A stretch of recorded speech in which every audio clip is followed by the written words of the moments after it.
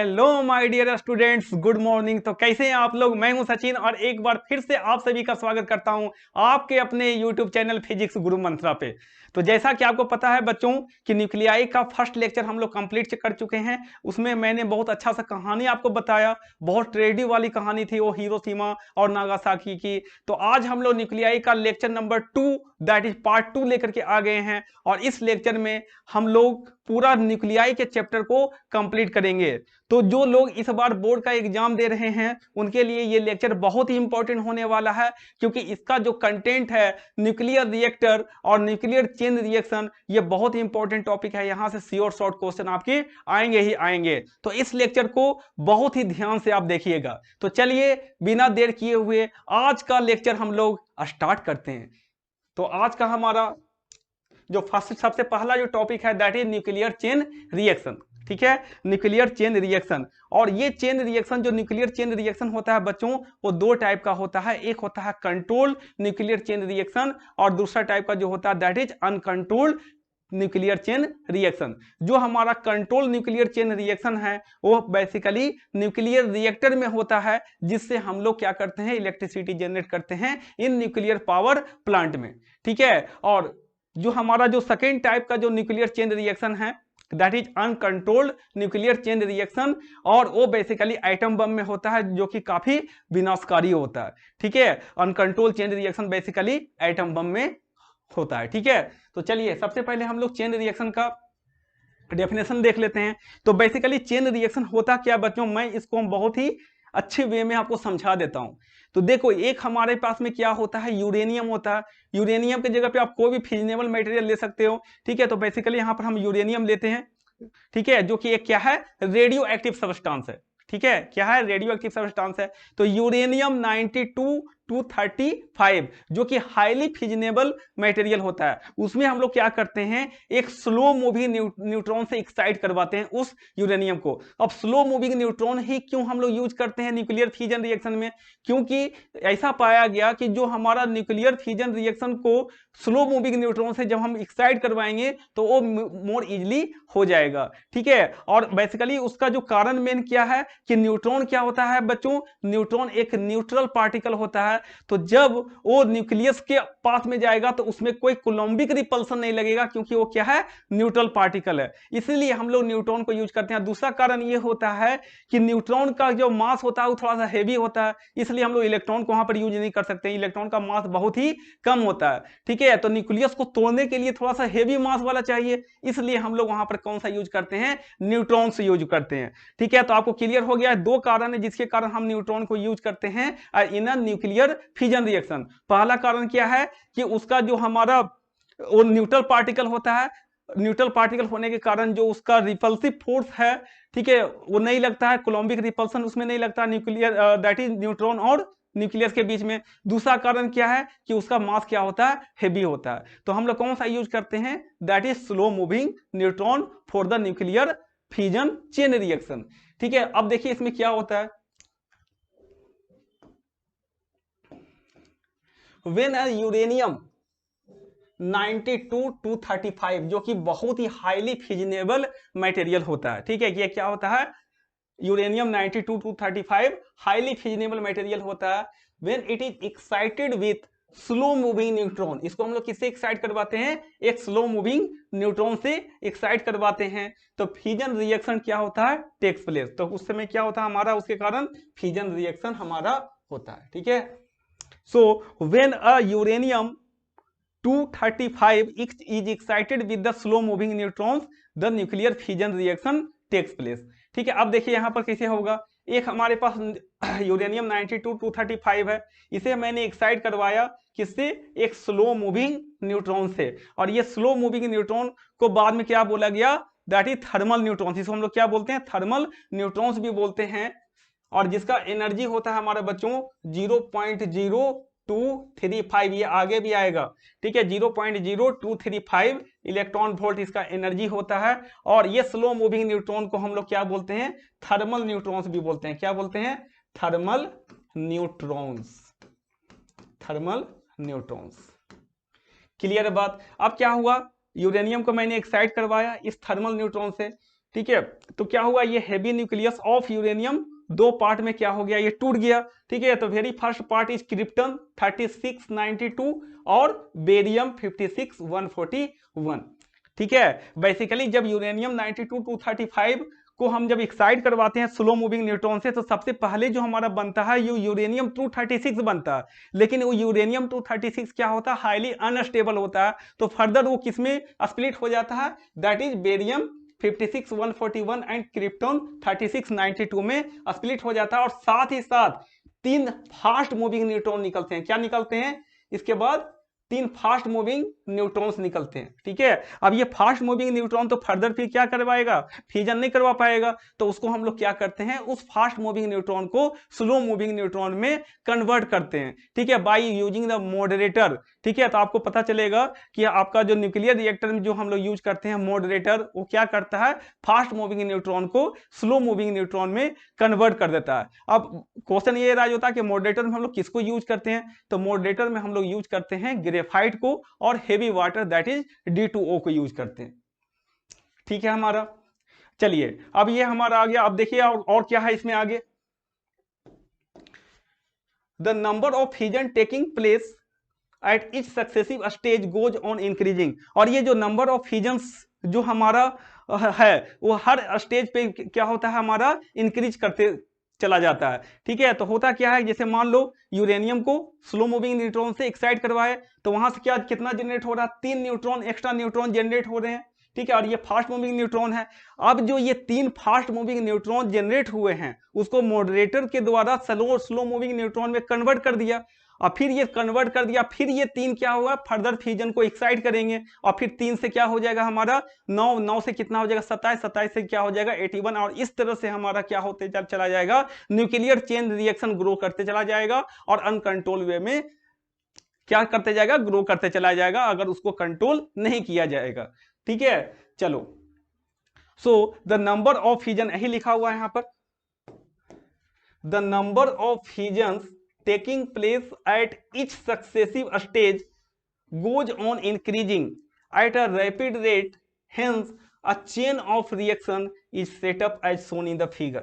क्या बोल रहा है कि the number of fusion taking place at each successive stage goes on increasing at a rapid rate, hence a chain of reaction is set up as shown in the figure। अब देखिए आगे क्या है ये चेन रिएक्शन। अब देखिए यहां पर क्या होगा, एक स्लो मूविंग न्यूट्रॉन है हमारे पास। अब इस स्लो मूविंग न्यूट्रॉन से मैंने क्या करवाया, एक्साइट करवाया, किसको, यूरेनियम 92 235 को। तो यहां से क्या हुआ, हमारा 3 न्यूट्रॉन जनरेट हुआ था इससे पहले। अब देखिए यहां पर क्या है, 3 न्यूट्रॉन जनरेट हुए हैं। ठीक है, अब ये 3 न्यूट्रॉन जो जनरेट हुआ है, ठीक है, एक न्यूट्रॉन यहां पर जनरेट हुआ, फिर ये एक न्यूट्रॉन यहां पर जनरेट हुआ, और ये क्या है, बेसिकली फास्ट मूविंग न्यूट्रॉन है।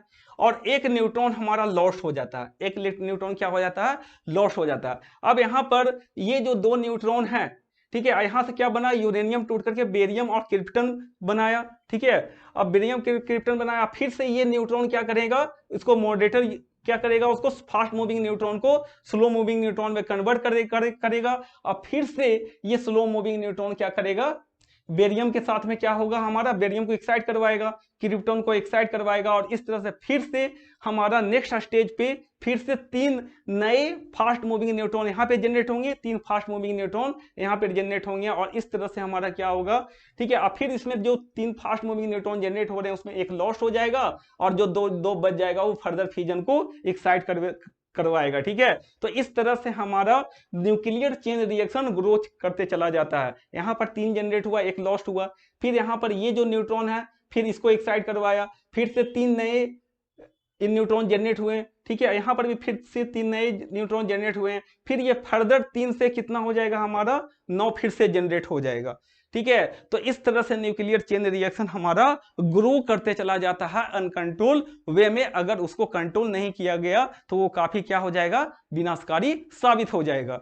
ठीक है, चलिए अब हम लोग देखते हैं कि uncontrol chain reaction.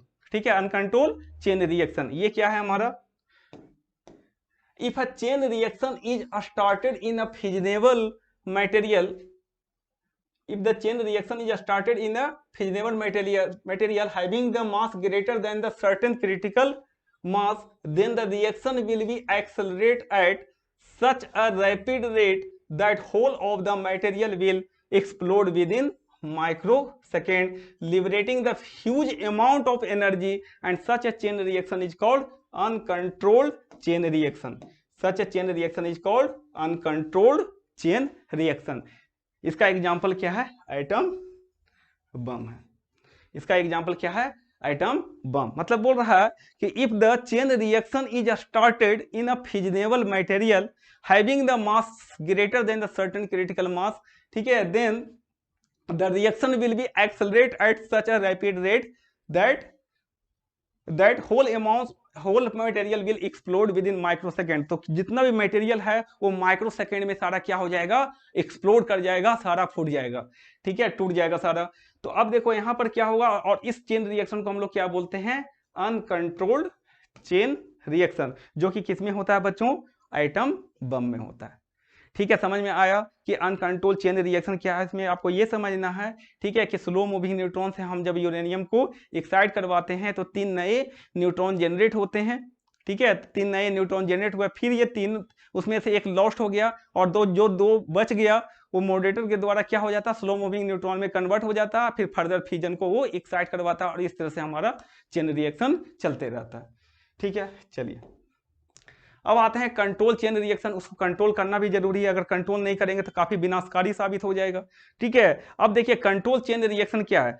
Control chain reaction में क्या कहते हैं, जो 3 नए न्यूट्रॉन जनरेट हो रहे थे इच स्टेज पे, जैसे मान लो फर्स्ट स्टेज पे क्या हुआ, 3 नए न्यूट्रॉन जनरेट हुए, तो हम लोग क्या करते हैं, क्योंकि 3 से 9, 9 से 27, 27 से 81, इस तरह से हमारा ग्रो करते चला जाता है, नंबर ऑफ न्यूट्रॉन बढ़ते चला जाता है, तो हम लोग क्या करते हैं, उस चेन रिएक्शन को कंट्रोल करते हैं। ठीक है, और उसमें क्या होता है, कंट्रोल चेन रिएक्शन में हम लोग नंबर ऑफ न्यूट्रॉन को एब्जॉर्ब करवाते हैं, नंबर ऑफ न्यूट्रॉन को ईच सक्सेसिव स्टेज पे क्या करवाते हैं, एब्जॉर्ब करवाते हैं, so that on an average only 1 neutron is available for further fusion. ठीक है, कि ईच स्टेज पे केवल एक ही न्यूट्रॉन अवेलेबल हो फॉर फर्दर फ्यूजन के लिए। ठीक है, तो ऐसे चेन रिएक्शन को बोलते हैं हम लोग क्या, कंट्रोल चेन रिएक्शन। ठीक है, अब देखिए यहां पर कंट्रोल चेन रिएक्शन में क्या लिखा हुआ है, if the chain reaction can be controlled by absorbing the suitable number of neutrons at each successive stage of the nuclear chain reaction so that on an average only 1 neutron remains available for exciting the further fusion।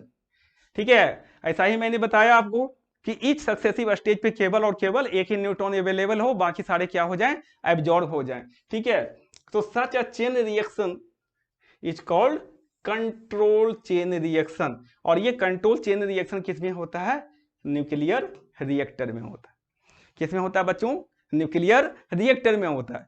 ठीक है, चलिए अब आगे देखते हैं क्या है, thermal neutrons. ठीक है, जैसा कि मैंने आपको पहले ही बता दिया कि थर्मल न्यूट्रॉन्स क्या होते हैं, स्लो मूविंग न्यूट्रॉन होते हैं। कौन से होते हैं, स्लो मूविंग न्यूट्रॉन होते हैं, जिसके पास एनर्जी कितना होता है, 0.0235 इलेक्ट्रॉन वोल्ट। ठीक है, तो slow moving neutrons in which, ठीक है, the slow moving neutron which are best suited for exciting the nuclear fusion reaction. ठीक है, जो स्लो मूविंग न्यूट्रॉन है ना, that is best suited for the exciting the nuclear fusion reaction, है ना। So these neutrons are called thermal neutrons. उसको हम लोग क्या बोलते हैं, थर्मल न्यूट्रॉन्स बोलते हैं, जिसका एनर्जी कितना होता है, एनर्जी ऑफ थर्मल न्यूट्रॉन्स यहाँ पर दिया हुआ कितना होता है बच्चों, 0.0235 इलेक्ट्रॉन वोल्ट। ठीक है, इसको आप याद रखेंगे। ठीक है, कि थर्मल न्यूट्रॉन्स या स्लो मूविंग न्यूट्रॉन्स एक ही चीज है, जिसका एनर्जी क्या होता है हमारा 0.0235 इलेक्ट्रॉन वोल्ट। क्लियर हो गया कि थर्मल न्यूट्रॉन्स क्या है। अब आते हैं मॉडरेटर। ठीक है, ये एक इंपॉर्टेंट कंपोनेंट है हमारा न्यूक्लियर रिएक्टर का। तो ये क्या होता है हमारा moderator, it convert a fast moving neutrons into thermal neutrons. Moderator का क्या काम है कि वो फास्ट मूविंग न्यूट्रॉन को स्लो मूविंग न्यूट्रॉन या थर्मल न्यूट्रॉन में कन्वर्ट कर देता है। अब मॉडरेटर में हम किसको यूज करते हैं, ग्रेफाइट को यूज करते हैं और हेवी वाटर को यूज करते हैं, D2O को यूज करते हैं। ठीक है, किसको यूज करते हैं बच्चों, ग्रेफाइट को यूज करते हैं और हेवी वाटर को हम लोग यूज करते हैं एज अ मॉडरेटर। चलिए आगे देखते हैं हम लोग क्या है। अब आता है मल्टीप्लिकेशन फैक्टर। ठीक है, अब मल्टीप्लिकेशन फैक्टर को मैं आपको समझा देता हूं। जैसे कि सबसे पहले यूरेनियम को मैंने एक साइड करवाया था किससे, स्लो मूविंग न्यूट्रॉन से। तो पहले क्या हुआ, 3 न्यूट्रॉन जनरेट हुआ, फिर 3 के बाद मान लो कितना जनरेट हुआ, 9 जनरेट हुआ, फिर 27 जनरेट हुआ। तो हम लोग क्या करते हैं, किसी पार्टिकुलर स्टेज पे देखते हैं कि कितने न्यूट्रॉन जनरेट हो रहे हैं और कितने न्यूट्रॉन वहां पर क्या है, इनकमिंग है। ठीक है, तो बेसिकली जो मल्टीप्लिकेशन फैक्टर होता है बच्चों, this is the ratio of emitted neutrons to the incident neutron. ये दोनों का रेशियो ही बेसिकली क्या होता है, हमारा मल्टीप्लिकेशन फैक्टर होता है। ठीक है, so it is defined as the ratio of the number of emitted neutrons to the number of incident neutrons at any particular stage of the nuclear chain reaction. अब nuclear chain reaction के किसी भी particular stage पे आप जाओ और देख लो कि हमारा क्या है, नंबर ऑफ इमिटेड न्यूट्रॉन कितना है और नंबर ऑफ इंसिडेंट न्यूट्रॉन कितना है, उस दोनों का जो रेशियो होगा that will give the multiplication factor. अब के का डिफरेंट वैल्यू क्या इंडिकेट कर रहा है। सबसे पहले अगर हम लोग केस नंबर 1 लेते हैं, तो अगर if k is greater then 1, अगर k का वैल्यू ग्रेटर देन 1 है तो ये रिप्रेजेंट करता है सुपर क्रिटिकल स्टेट। किसको रिप्रेजेंट करता है, सुपर क्रिटिकल स्टेज। और इस केस में आप देखो कि नंबर ऑफ न्यूट्रॉन क्या है, इमिटेड बाय इंसिडेंट। अगर इसका रेशियो ग्रेटर देन 1 हो गया, इसका मतलब क्या हो रहा, चेन रिएक्शन ग्रो करते चला जा रहा है। ठीक है, तो यहां पर क्या होगा, चेन रिएक्शन क्या करेगा, ग्रो करेगा।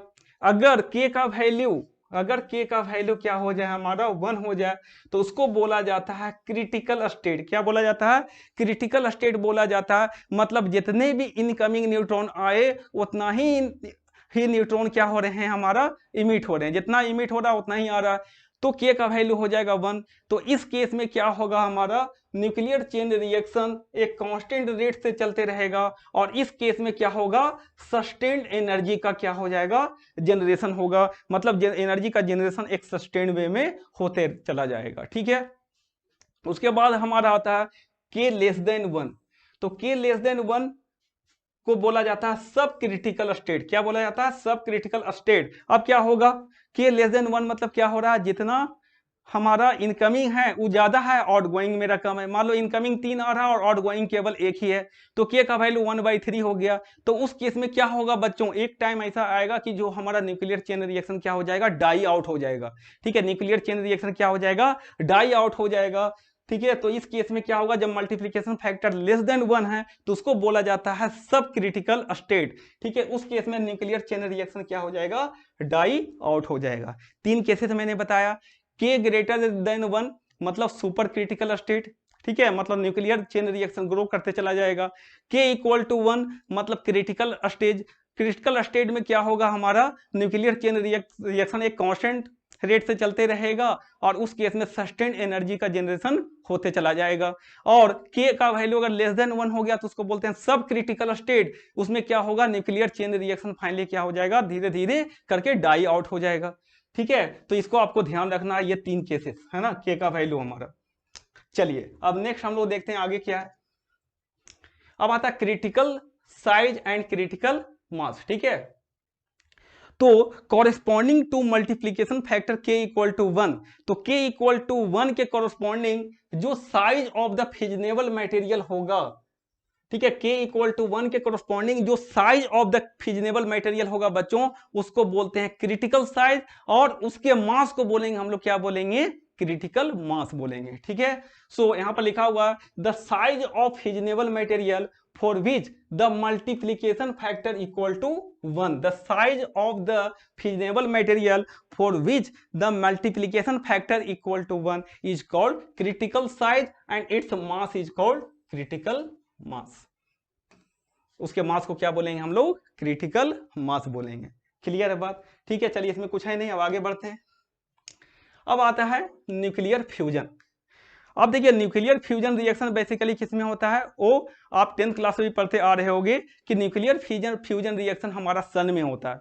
किसमें होता है बच्चों, सन और स्टार में न्यूक्लियर फ्यूजन रिएक्शन होता है। न्यूक्लियर फ्यूजन रिएक्शन में क्या है कि 2 लाइटर न्यूक्लियाई क्या होते हैं, कंबाइन करते हैं, ठीक है, to form the heavier nucleus. ठीक है, दो लाइटर न्यूक्लियाई क्या करते हैं, कंबाइन करते हैं to form the heavier nucleus. जैसे आपको पता होगा कि सन में क्या होता है, दो हाइड्रोजन न्यूक्लियाई कंबाइन होते हैं और एक हीलियम न्यूक्लियस का फॉर्मेशन करते हैं। ठीक है, तो अब देखिए ये न्यूक्लियर फ्यूजन रिएक्शन क्या है, और इस पर बेस्ड जो हमारा बम होता है दैट इज हाइड्रोजन बम। ठीक है, और हाइड्रोजन बम जो है बहुत ज्यादा विनाशकारी होता है, एटम बम से 1000 गुना ज्यादा वो क्या होता है, विनाशकारी होता है। ठीक है, लेकिन ये हाइड्रोजन बम का फॉर्मेशन जो है इतना ज्यादा, ठीक है, इतना ज्यादा इजी नहीं है, क्योंकि इसके लिए बहुत ही आपको हाई टेम्परेचर मेंटेन करना पड़ेगा, मेगा केल्विन में आपको टेम्परेचर मेंटेन करना पड़ेगा, जो कि पॉसिबल नहीं है आपको उतना लेबोरेटरी में उतना टेम्परेचर को मेंटेन करना। ठीक है, जो कि सन और स्टार में इतना टेम्परेचर एग्जिस्ट करता है। सन में आपका जो टेम्परेचर होता है 2 मेगा केल्विन के आसपास में होता है, और उससे भी ज्यादा टेम्परेचर किसका होता है, स्टार्स वगैरह का होता है। तो चलिए देखते हैं कि न्यूक्लियर फ्यूजन रिएक्शन क्या होता है। चलिए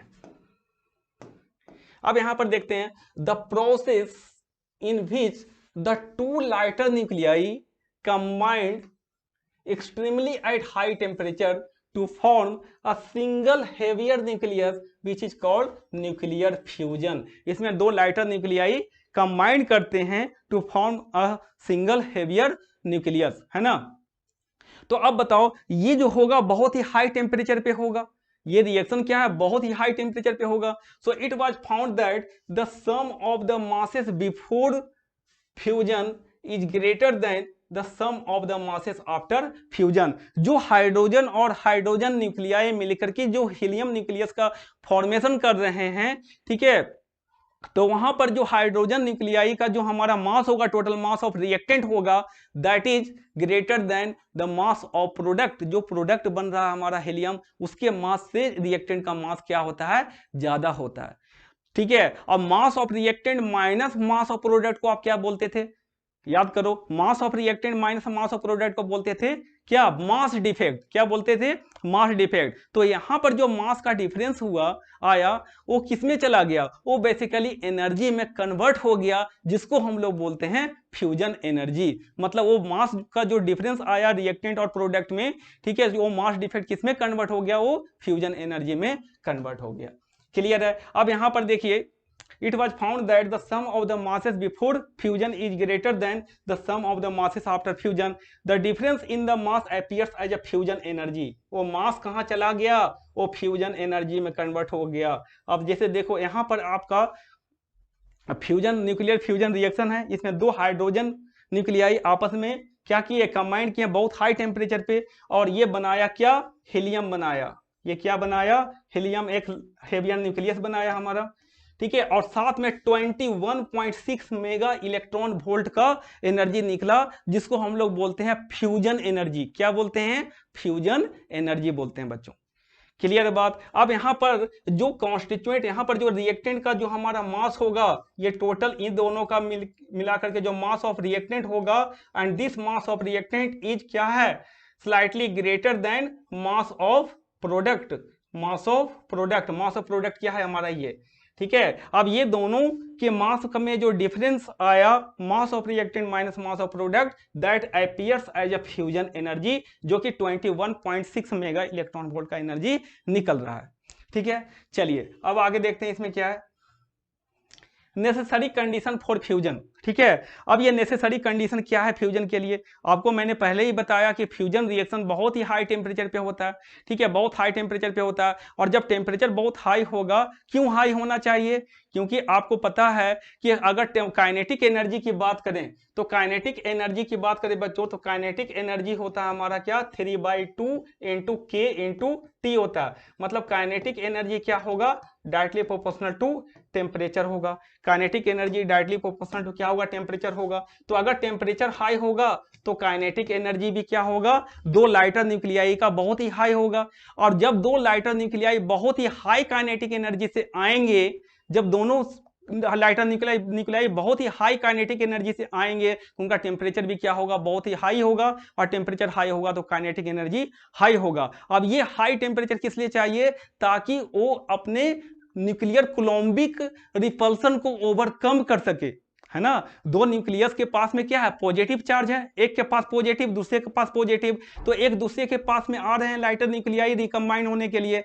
तो अब देखो उस दोनों पॉजिटिव चार्ज है, तो पॉजिटिव पॉजिटिव चार्ज में क्या होगा, रिपल्सन होगा। क्या होगा, रिपल्सन होगा। कौन सा रिपल्सन होगा, दैट इज कोलम्बिक रिपल्सन होगा। तो उस कोलम्बिक रिपल्सन को ओवरकम करने के लिए क्या चाहिए, बहुत हाई टेम्परेचर और हाई काइनेटिक एनर्जी से आएगा, ताकि वो न्यूक्लियर कोलम्बिक रिपल्सन को ओवरकम कर सके और फाइनली वो न्यूक्लियर फोर्स के रेंज में आ जाए, है ना, न्यूक्लियर फोर्स की रेंज में आ जाए। क्योंकि आपको पता है कि न्यूक्लियर फोर्स क्या होता है, एक शॉर्ट रेंज फोर्स होता है, ठीक है। तो उस रेंज में उसको आना पड़ेगा। चलिए अब देखते हैं ये क्या है। तो देखिए, high temperature is necessary for a lighter nuclei to have sufficient kinetic energy. ठीक है, टेम्परेचर हाई होगा तो उसके पास सफिशिएंट काइनेटिक एनर्जी होगा दोनों लाइटर न्यूक्लियाई के पास, to so that they can overcome their mutual coulombic repulsion. ये मैंने पहले ही बता दिया, ठीक है। So and come closer than the range of the nuclear forces, ठीक है, come closer than the range of nuclear forces. अब एक न्यूक्लियाई यहाँ पर लाइटर वाला है, एक लाइटर यहाँ पर है, दोनों पे पॉजिटिव चार्ज है, दोनों पे न्यूक्लियर कोलम्बिक रिपल्सन लग रहा है। अब उसको ओवरकम करना है, तो ओवरकम करना है तो ये भी बहुत ही हाई काइनेटिक एनर्जी लेकर के आएगा, और ये भी हाई काइनेटिक एनर्जी लेकर के आएगा। ये भी आ रहा है हाई काइनेटिक एनर्जी से, ये भी हाई काइनेटिक एनर्जी से आ रहा है, तभी तो वो न्यूक्लियर कोलम्बिक रिपल्सन को क्या करवा पाएगा, ओवरकम कर पाएगा। ठीक है, ठीक है। अब यहाँ पर दिखाया हुआ है, यहाँ पर दो न्यूक्लियस है ना। अब इनके बीच में क्या है, हमारा पॉजिटिव पॉजिटिव चार्ज है न्यूक्लियस पे, तो न्यूक्लियर कोलम्बिक रिपल्सन लग रहा है, उसको ओवरकम करके कहाँ पे आ गया, in the range of nuclear forces. इतना क्लोजर आ गया कि वहां पर न्यूक्लियर फोर्सेस उन दोनों के बीच में लगने लगे। और न्यूक्लियर फोर्स क्या होता है, अट्रैक्टिव नेचर का होता है, चार्ज इंडिपेंडेंट कैरेक्टर होता है, spin independent character, spin dependent character होता है उसका। ठीक है, तो ये सारी चीजें मैंने बता चुका हूं कि न्यूक्लियर फोर्सेस में क्या प्रॉपर्टी क्या होता है। Nuclear forces are the charge independent forces होते हैं, दे आर अट्रैक्टिव नेचर के होते हैं, स्पिन कैरेक्टर होता है उसका, शॉर्ट रेंज फोर्स होता है और बहुत स्ट्रॉन्ग फोर्स होता है वो।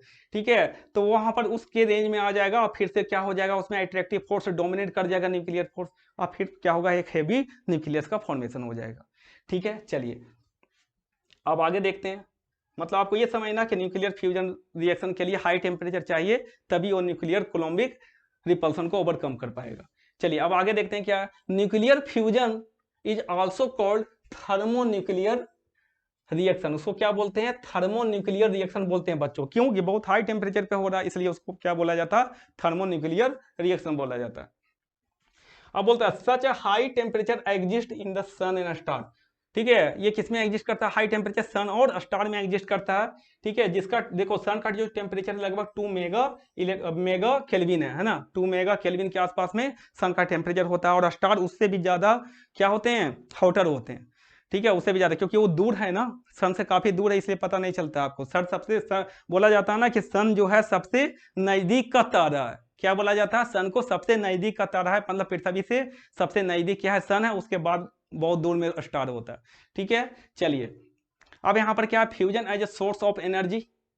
अब ये क्या होगा, ये सोर्स ऑफ एनर्जी भी होगा, क्योंकि सन से क्या हो रहा है, एनर्जी आ रही है, और सन से जो हमारा सोलर एनर्जी आ रही है उसका बहुत ज्यादा यूटिलाइजेशन आजकल हो रहा है, सोलर पावर प्लांट में उसका यूज हो रहा है, और सन से जो भी एनर्जी निकल रही है न जाने उसका बहुत ज्यादा यूटिलाइजेशन हो रहा है, बहुत यूज हो रहा है ना। तो fusion as a source of energy, ये क्या है हमारा, fusion as a source of energy in the sun and stars. अब देखो यहाँ पर क्या हो रहा, in the sun and stars nuclear fusion reaction takes place. Sun और स्टार में क्या होता है, न्यूक्लियर फ्यूजन रिएक्शन होता है। ठीक है, due to which the energy available as a fusion energy. बोल रहा है कि सन और स्टार में बच्चों न्यूक्लियर फ्यूजन रिएक्शन होता है, जिसके कारण उसमें क्या होता है, एनर्जी होता है। कौन सा एनर्जी होता है, फ्यूजन एनर्जी होता है। ठीक है, चलिए अब आते हैं क्या, कि अब देखो यहां पर क्या होता है, दो साइकिल होता है बेसिकली। ठीक है, तो एक होता है प्रोटॉन प्रोटॉन साइकिल, और एक होता है कार्बन नाइट्रोजन साइकिल। तो जो हमारा सन होता है, तो सन में प्रोटॉन प्रोटॉन साइकिल और कार्बन नाइट्रोजन साइकिल दोनों क्या होते हैं, इक्वल वे में होते हैं। ठीक है, दोनों इक्वली पार्टिसिपेट करता है फ्यूजन एनर्जी इन सन में, है ना। जो सन का जो फ्यूजन एनर्जी है उसमें प्रोटॉन प्रोटॉन साइकिल का उतना ही कंट्रीब्यूशन है जितना कार्बन नाइट्रोजन साइकिल का है। ठीक है। लेकिन जो स्टार का टेम्परेचर क्या है, ज्यादा है सन से, मतलब those planet which are hotter than sun, जो हॉटर देन क्या है, सन है, उसमें क्या है, कार्बन नाइट्रोजन साइकिल से जो एनर्जी आ रहा है, फ्यूजन एनर्जी, वो ज्यादा है as compare to proton proton cycle.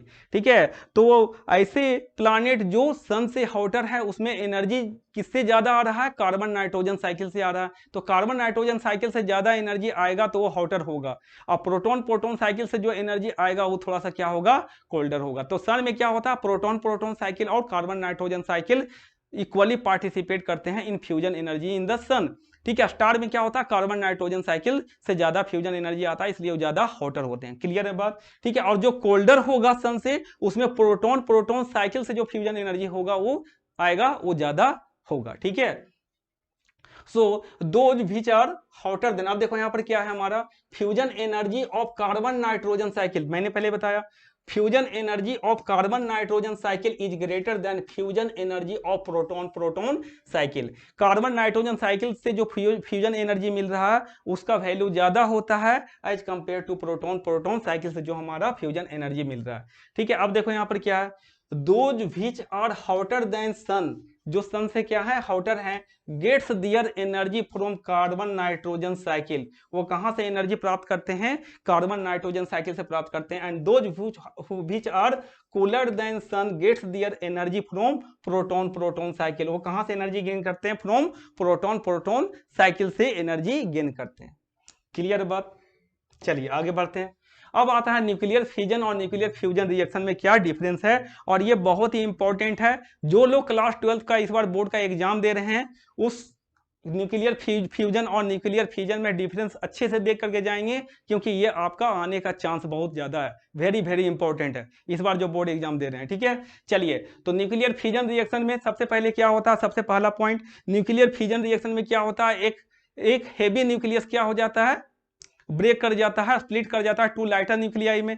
ठीक है, सो देखो अब न्यूक्लियर फिजन रिएक्शन क्या हो रहा है, heavy nucleus when excited splits into the smaller nuclei of nearly comparable masses. ठीक है, heavy nucleus when excited splits into two और मोर भी हो सकता है, टू और more smaller nuclei of nearly comparable masses. यहां पर क्या होगा, here two lighter nuclei fuse together to form the heavier nucleus. ठीक है, यहां पर क्या होगा, न्यूक्लियर फ्यूजन में टू लाइटर न्यूक्लियाई आपस में फ्यूज होंगे और to form the heavier nucleus. पहला डिफरेंस हो गया बच्चों। अब देखिए सेकंड डिफरेंस, देखिए हमारा पहला डिफरेंस ये हो गया हमारा, इसमें क्या होता है, लाइटर न्यूक्लियाई, तो यह हेवियर न्यूक्लियाई क्या हो जाता है, स्प्लिट कर जाता है टू लाइटर न्यूक्लियाई में फ्यूजन में, और फ्यूजन में क्या होता है हमारा, दो लाइटर न्यूक्लियाई आपस में क्या होता है, फ्यूज कर करके बनाता है एक हेवियर न्यूक्लियाई।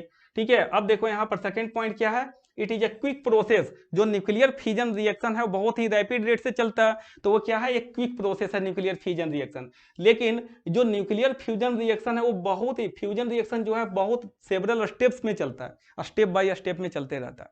ठीक है, जो न्यूक्लियर फ्यूजन रिएक्शन है वो क्या है, एक स्लो प्रोसेस है, ये बहुत डिफरेंट सेवरल स्टेप्स में होते रहता है, जबकि न्यूक्लियर फ्यूजन रिएक्शन क्या है, क्विक प्रोसेस है। नेक्स्ट स्टेप में देखिए थर्ड डिफरेंस क्या है, neutrons are the link particle. इसमें क्या होते हैं हमारा, लिंक पार्टिकल क्या होते हैं, न्यूट्रॉन्स होते हैं। मतलब जो न्यूक्लियर फ्यूजन रिएक्शन को जो एक्साइट करवाता है वो कौन सा होता है, दैट इज न्यूट्रॉन। जबकि यहाँ पर क्या होता है, protons are the link particles. ठीक है, जो न्यूक्लियर फ्यूजन रिएक्शन में जो हमारा लिंक पार्टिकल होता है, जो न्यूक्लियर फ्यूजन रिएक्शन को एक्साइट करवाता है वो कौन सा होता है, that is protons are the link particles. उसके बाद में फोर्थ डिफरेंस देखिए क्या है हमारा, they produce the very harmful radio active waste. जो फ्यूजन रिएक्शन से जो हमारा प्रोडक्ट निकलता है बच्चों, वो बहुत ही हार्मफुल होता है, और बहुत ही हार्मफुल रेडियो एक्टिव वेस्ट को क्या करता है, इमिट करता है। ठीक है, अब इसका एग्जांपल कौन सा हो गया, दैट इज एटम बम हो गया। लेकिन जो प्रोडक्ट ऑफ फ्यूजन एनर्जी है, फ्यूजन रिएक्शन है हमारा, दैट इज हार्मलेस। वो क्या होता है, हार्मलेस होता है। ठीक है, क्योंकि इतना हाई टेम्परेचर तो आप मेंटेन कर नहीं पाओगे लेबोरेटरी में, तो ये तो सन और स्टार में ही पॉसिबल हो पा रहा है। ठीक है, अब यहाँ पर इसका एग्जांपल क्या है, दैट इज हाइड्रोजन बम। अगर इसको हम लोग यूज कर पाए तो यहाँ पर हाइड्रोजन बम बनेगा, जो कि काफी 1000 टाइम्स से भी ज्यादा विनाशकारी होगा as compare to the atom bomb. Clear है बात? ठीक है, चलिए अब आगे देखते हैं। ठीक है, अब आता है हमारा न्यूक्लियर रिएक्टर, बहुत ही important, very very important topic है। और यहां से श्योर शॉर्ट क्वेश्चन है कि आना ही आना है, किसमें, क्लास 12 का बोर्ड एग्जाम जो इस बार दे रहे हैं उनके लिए आपको ये टॉपिक बहुत ही इंपॉर्टेंट है। चलिए इसको बहुत ही आराम आराम से मैं आपको समझाता हूं, बस स्टेप बाय स्टेप आप देखते जाइए। ठीक है, तो देखिए न्यूक्लियर रिएक्टर बेसिकली किस लिए यूज होता है, nuclear reactor is used to carry out the control chain reaction. यहां पर क्या होता है, कंट्रोल चेन रिएक्शन यहां पर होता है न्यूक्लियर रिएक्टर में, और उस कंट्रोल चेन रिएक्शन से जो एनर्जी जनरेट होगा, एनॉर्मस अमाउंट ऑफ जो एनर्जी हमारा जनरेट हो रहा है, उसको हम लोग यूज करेंगे न्यूक्लियर पावर प्लांट में for the generation of electrical energy, for the generation of electrical energy. तो आइए देखते हैं कि इसका प्रोसीजर क्या है, वर्किंग प्रोसेस क्या है। ठीक है, सबसे पहले देखिए बच्चों, यहां पर आपको दिख रहा होगा एक सील्डिंग किया हुआ है। ठीक है, ये सील्डिंग जो किया हुआ रहता है उसका मतलब एक वॉल है हमारा, वो कंक्रीट का वॉल होता है, और इसका जो थिकनेस होता है कितना होता है, 2 से 2.5 mm का थिकनेस होता है, और ये कंक्रीट वॉल होता है। क्या होता है, ये कंक्रीट वॉल होता है। ठीक है, अब देखिए स्टेप बाय स्टेप, ये कंक्रीट वॉल से सील्डिंग किया हुआ, सील्डिंग इसलिए किया जाता है ताकि रेडिएशन उसे बाहर ना निकले। ठीक है, चलिए अब यहां पर क्या है, ये सील्डिंग वॉल के अंदर, सील्डिंग वॉल के अंदर क्या है, एक हमारा एक फ्यूजन चेंबर है। ये क्या है, हमारा फ्यूजन चेंबर है, जहां पर क्या होगा, फ्यूजन रिएक्शन होगा उस फ्यूजन चेंबर के अंदर।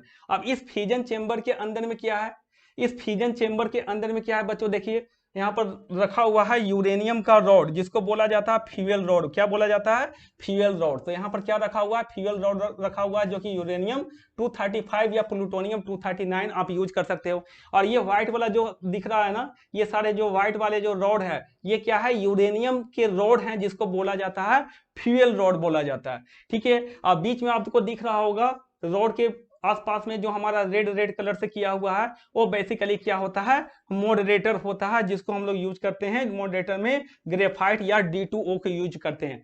ये क्या करेगा कि हमारा जो हमारा फास्ट मूविंग न्यूट्रॉन को स्लो मूविंग न्यूट्रॉन या थर्मल न्यूट्रॉन में कन्वर्ट करेगा।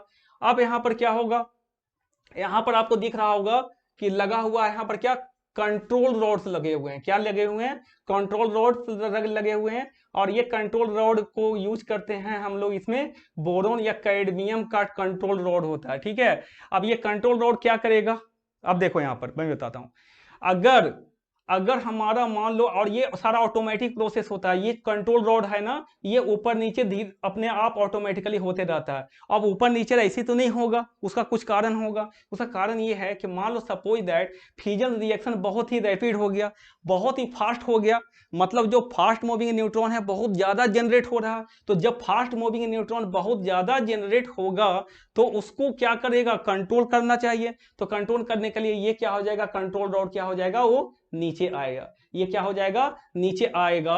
और ये कंट्रोल रॉड नीचे आकर के क्या करेगा, सुटेबल नंबर ऑफ न्यूट्रॉन को क्या कर लेगा, एब्जॉर्ब कर लेगा, और स्पीड ऑफ रिएक्शन को क्या कर देगा, कम कर देगा। ठीक है, कम कर देगा। अब फिर ये इससे क्या होगा, जैसे ही हमारा स्पीड ऑफ रिएक्शन फिर से क्या हो जाएगा, स्लो हो जाएगा। स्लो हो जाएगा तो फिर से ये हमारा कंट्रोल रॉड क्या हो जाएगा, ऊपर बाहर निकल जाएगा। मतलब अगर रिएक्शन का रेट स्पीड बहुत ज्यादा हो गया तो उसको एब्जॉर्ब करने के लिए कंट्रोल रॉड नीचे आ जाएगा, और रिएक्शन का रेट बहुत स्लो हो गया तो फिर से ये क्या हो जाएगा, हमारा ऊपर चला जाएगा।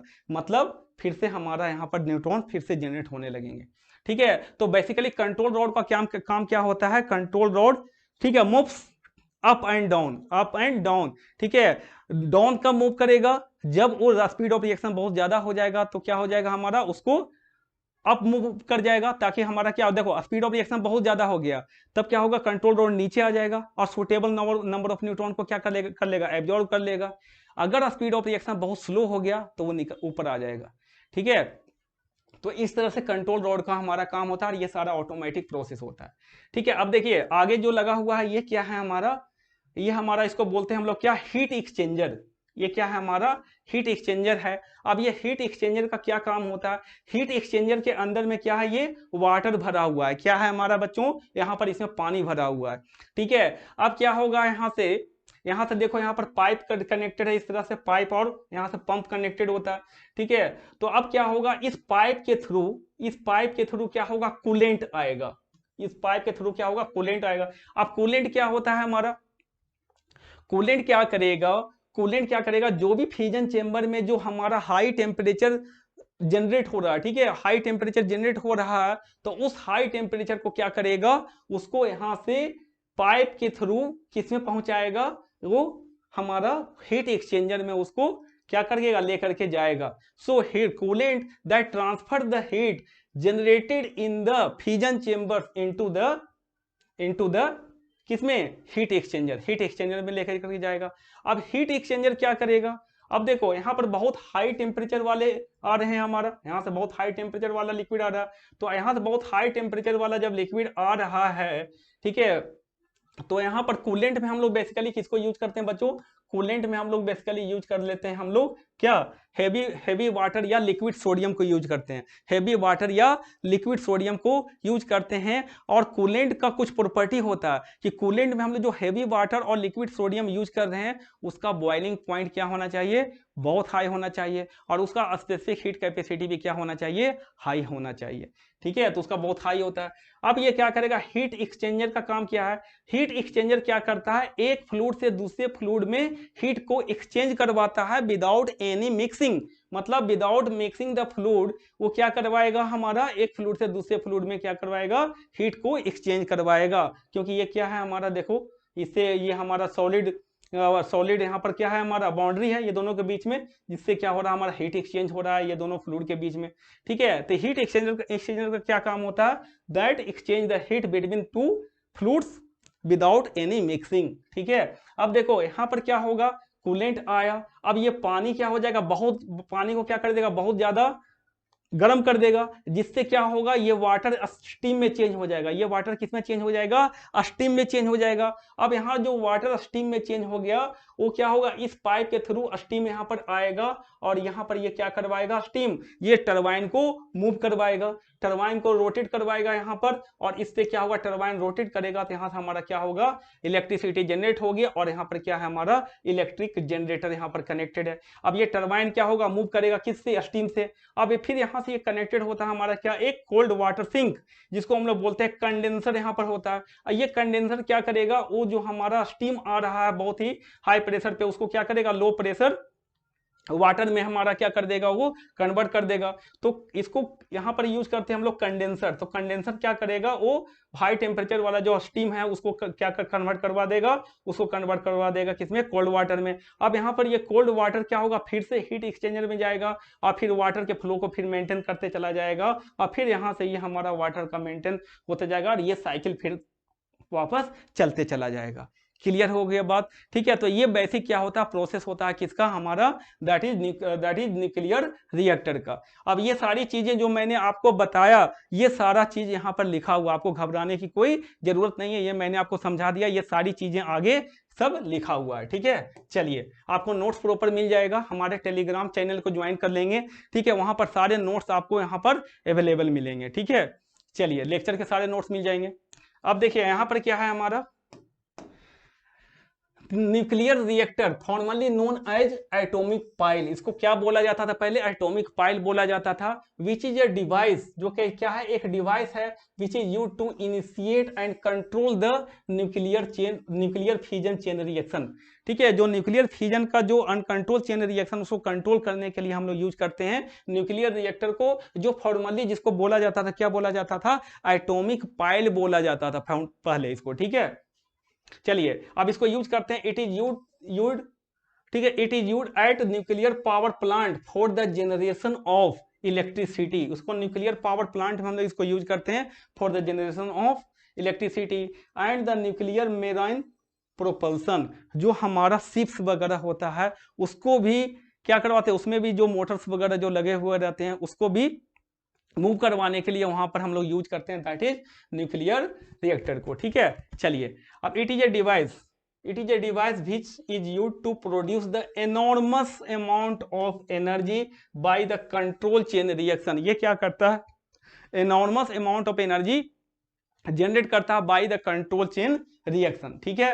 कौन, nuclear reactor. It work on the principle of generating the huge amount of energy by achieving the control chain reaction of uranium 235 और प्लूटोनियम 239, जो कि क्या है, ये दोनों हाईली फिजाइल मटेरियल या हाईली फिजनेबल मटेरियल होता है। क्लियर बात? चलिए अब आगे देखते हैं। अब आता है हीट एक्सचेंजर। मैंने आपको पहले बता दिया हीट एक्सचेंजर क्या होता है। This is a device which transfer the thermal energy from one fluid to another without mixing the two fluid. ठीक है, बिना दो फ्लूइड को मिक्स किए हुए हीट का एक्सचेंज करवाता है एक फ्लूइड से दूसरे फ्लूइड में। That is two fluids are separated by the solid walls. ठीक है, ये टू फ्लूइड्स की जो होते हैं, जैसे कूलेंट जो आ रहा था, कूलेंट और ये जो वाटर था किस में, हीट एक्सचेंजर में, तो उस वाटर और कूलेंट के बीच में जो हीट का एक्सचेंज हो रहा है, ठीक है, और दोनों के बीच में तो सॉलिड वॉल तो है क्योंकि पाइप के थ्रू आ रहा है कूलेंट, और हीट एक्सचेंजर में वाटर है। ठीक है, तो हीट एक्सचेंजर क्या करवाएगा, एक फ्लूइड से दूसरे फ्लूइड में हीट एनर्जी का एक्सचेंज करवाएगा विदाउट एनी मिक्सिंग। अब आता condenser. Condenser that convert the steam into cold water. Steam को किस में कन्वर्ट करवा देगा, कोल्ड वाटर में कन्वर्ट करवाएगा।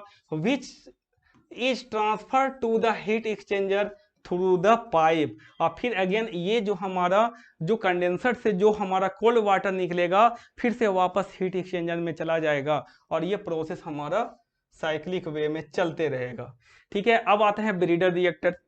अब देखो मैं आपको समझा देता हूं ब्रीडर रिएक्टर क्या है।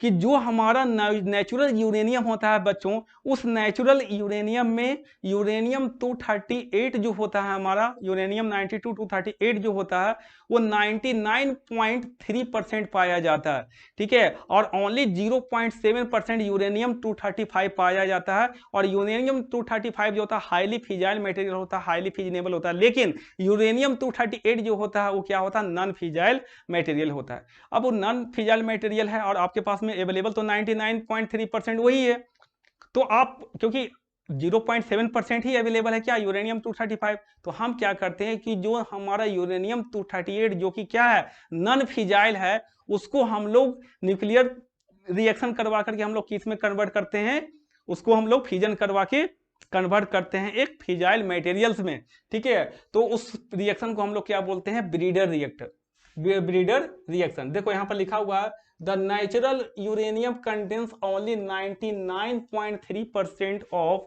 Uranium 238 which is non fissile, जो कि क्या है, नॉन फिजाइल है। अब नॉन फिजाइल है तो क्या करोगे, ठीक है, इसको कन्वर्ट करना पड़ेगा फिजाइल में। And only 0.7% of the fissile uranium 235। ठीक है, so due to the very less availability of uranium 235 we convert the non-fissile uranium 238 into fissile plutonium। ठीक है, प्लूटोनियम, ये यूरेनियम कन्वर्ट हो जाता है किसमें, प्लूटोनियम में, प्लूटोनियम 94 239 में कन्वर्ट हो जाता है। ठीक है, and by the bombardment with fast moving neutron, यहाँ पर फास्ट मूविंग न्यूट्रॉन से बम्बार्डमेंट करवाते हैं। And which is called breeder reaction, उसको हम लोग क्या बोलते हैं, ब्रीडर रिएक्शन। अब देखिए ये रिएक्शन क्या है। ठीक है, इसमें हम लोग क्या करवाते हैं, यूरेनियम 92 238 है, इसको हम लोग क्या करवाते हैं, एक्साइट करवाते हैं किससे, फास्ट मूविंग न्यूट्रॉन से। दैट इज, तो यहां से क्या प्रोड्यूस होगा हमारा, सबसे पहले यूरेनियम 92 239 होगा, एक न्यूट्रॉन से रिएक्साइट करवाए तो एक बढ़ जाएगा यहाँ पर। ठीक है, एटॉमिक मास नंबर हमारा 239 हो गया। फिर उसके बाद एक बीटा माइनस डीके होगा, और बीटा माइनस डीके कभी भी होता है बच्चों तो उसका एटॉमिक नंबर क्या हो जाता है, बढ़ जाता है एक से। ठीक है, तो इसका एटॉमिक नंबर बढ़ जाएगा, 92 से 93 हो गया, हमारा एटॉमिक मास नंबर हुई है। ठीक है, अब यहाँ पर क्या होगा, फिर से एक क्या होगा, बीटा माइनस डी क्या हुआ, फिर से एक एटॉमिक नंबर बढ़ गया 94, और फाइनली बना क्या, प्लूटोनियम 94 239 बना। तो ये है हमारा ब्रीडर रिएक्शन। ठीक है, ब्रीडर रिएक्शन में क्या होता है, यूरेनियम 238 से, ठीक है, एक फिजन रिएक्शन करवाया जाता है, उसमें बीटा माइनस डी के होते हैं दो सक्सेसिव। ठीक है, और फास्ट मूविंग न्यूट्रॉन से सबसे पहले एक्साइट करवाते हैं यूरेनियम 92 238 को, फास्ट मूविंग न्यूट्रॉन से एक्साइट करवाते हैं, जिससे हमारा क्या बनता है, सबसे पहले स्टेप में बनता है यूरेनियम 92 239। 9 और वहां पर उसके बाद जो हमारा होगा बीटा माइनस डीके होगा 2 सक्सेसिव, एक पहले बीटा माइनस डीके होगा तो क्या बनेगा, नेपच्यूनियन बनेगा, क्या बनेगा, नेपच्यूनियम बनेगा 93 239। फिर एक बार क्या करेंगे, बीटा माइनस डीके करवाएंगे तो फिर से हमारा जो फाइनली बनेगा प्लूटोनियम 94 239। तो ये है हमारा ब्रीडर रिएक्शन और ये भी बहुत इंपॉर्टेंट है। ठीक है, तो ये सारी चीजें थी जितना सिलेबस में था इस बार जो आपका बोर्ड एग्जाम में आने वाले हैं, क्योंकि कुछ टॉपिक क्या था डिलीटेड है हमारा, जैसे binding energy per nucleon, radio activity में अल्फा बीटा गामा डीके, ठीक है, स्टेबिलिटी बेल्ट, ठीक है, और साथ में हमारा हाफ लाइफ टाइम, मिन लाइफ टाइम, ये सारे टॉपिक क्या है डिलीटेड हैं। तो ये सारे टॉपिक मैं अभी कवर नहीं कर रहा हूं, इसकी वीडियो मैं अलग से बना दूंगा। ठीक है, तो जो लोग एनडीए वगैरह का प्रिपरेशन कर रहे हैं या सीयूईटी का प्रिपरेशन कर रहे हैं उनके लिए ये लेक्चर अलग से मैं एक और लेक्चर बनाऊंगा जिसमें वो सारे टॉपिक जो इसमें कवर मैंने नहीं किया है वो सारे टॉपिक मैं उस अलग से लेक्चर में हम लोग कवर करेंगे। ठीक है, so thank you very much बच्चों, और जुड़े रहिए, एक नए वीडियो आपको मिलते रहेगी, हमारे साथ जुड़े रहे हैं। ठीक है, हमारे YouTube चैनल और आपके अपने YouTube चैनल फिजिक्स गुरु मंत्रा पे। So thank you very much and all the best.